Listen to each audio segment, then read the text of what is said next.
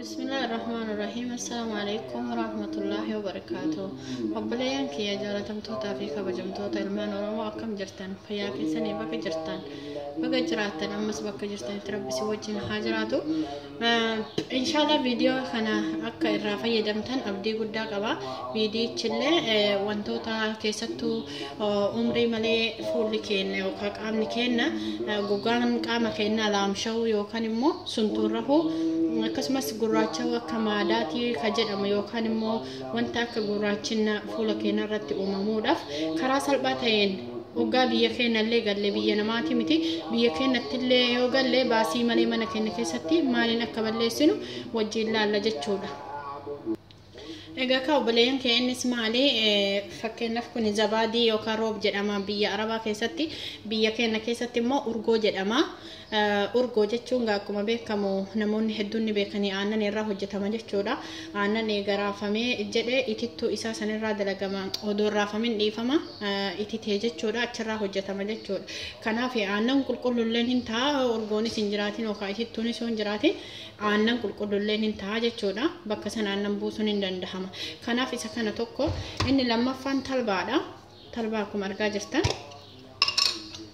kuni talbaadha jechuudha. Kuni firii talbaati. Talbaan biyya keenya hedduminaan jira obboleeyyan kiyya irra caalaa nuti biyya keenyatti eleefaa riina baay'inaan jechuudha. Akkasumas immoo meeshaa nyaata zayitaa waan ta'eef gabayaaf hedduu oomishna jechuudha. Gabayarra oolchuuf oomishna. Isa kana jechuudha waanuma xiqqootu faayidaa guddaa qaba jechuudha. Inni kun yoo danfifnee bishaan isaa sanis rifeensa keenya dibanne rifeensa keenya dafee nu dheeressa. Amma immoo karaa qaama keenya walitti sunturrahuu yookaan immoo gogaa keenya jigee akkamitti ittiin kanaan sirreessina yookaan umrii keenya yoo waggaa 40 ta'e akkamitti ijoollee yookaan umrii waggaa 10 wayiititti fakkaanna kan jedhu san wajjin laallaa dura hin daaka jechuudha. Kallaaxaa kanatti naqee isimmoo yettis daakuu hin dandeettanii kanatti daakee asitti naqee hin daaka jechuudha inshaallah.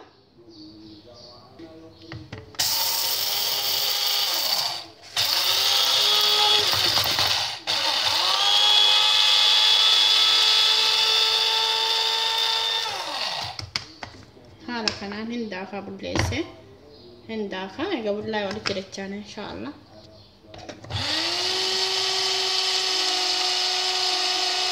هنداي مثلا إن أخوف من طلبة لدي ساعة كانت هنداخنا هنداخا بيجرى بالله أستنا غدا. بسم الله. أبدأ ستنا كا أنا فكر لفهمنا خنا تلاقي ثلاجة في سقالة جودا ركون قبونا بركي وانت نركز ونجرو جتشودا akkasitti eega isa kanatti daakeen boodatti urgoo kanatti naqa jechuudha.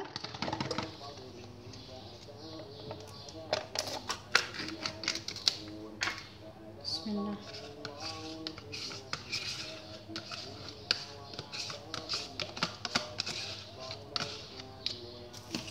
Haala kanaan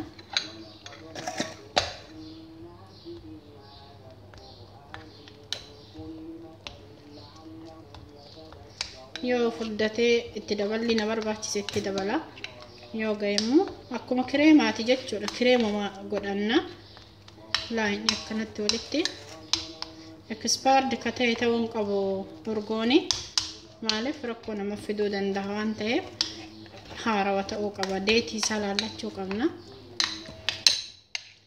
Amma haala kanaan hatta rifeensa keenyallee ni mataa garuu kana fuula keessa yeroo dheeraa fayyadamuu dandeettan. Kanaaf fakkeenyaaf torbee tokko gahaa ta'uu danda'a. Itti dabalachuu danda'a sun akkaataa keessanii.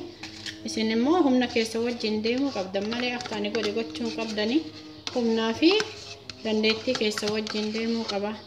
Xiqqeessitaniillee hojjetachuu dandeettan jechuudha. Egaa haala kanaan qopheessee boodatti meeshaa qopheeffadhaa. Fakkeenyaaf waan akkanaa kana waan qadaada qabu qulqullina waan qabu barbaaddanii hin qopheeffattan jechuudha. Ani ammasitti naqee kaa'adhaa irraasiin fayyadama jechuudha. Bismillah.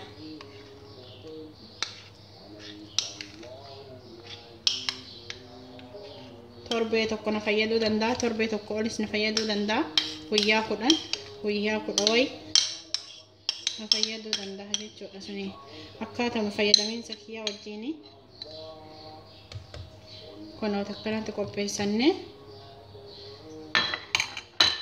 haala kanaan qopheessannee kaayanna jechuudha. Tallaajaa keenya keessa yookaan firiijii keenya keessa kunooti kana qopheesse fakkeenyaaf kaasitti hafe kana harka kiyya dibadhaani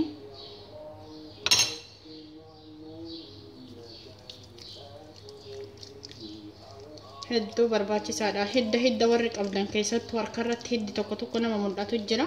Hidda akkasitti harka keenya irraa mul'atu san hanga tokko akka keessatti nuuf deebi'u nu godha jechuudha. Sa'a tokko sa'a lamas tursiisuu dandeettanii akkaataa isiniif mijaa'e irra tursiisuun garuu baay'ee barbaachisaadha. Irra tursiisaa yoo dandeettan. Fuula keenyas akkuma amma harka kiyya dibadhe kanatti diba keessattuu ija keenya jala bakkee dhidhiita'u tokko jira. Naannoo sanitti sirriitti dibuu qabna. Naannoo dhidhiita'e sanitti akkanatti itti guddisnee haala kanaan irra tursiisuu qabna haa dhugu. Kanaaf haala kanaan inshaallah sa'a tokko sa'a lama irra tursiisuu dandeettan. Fuula keessan dibattanii irra bulchuus dandeettan ganaman dhiitanii haala kanaan akkaataa yeroon isinii mijaa'etti itti fayyadamtan isiniin jedha. Baarakallaahu fiikum.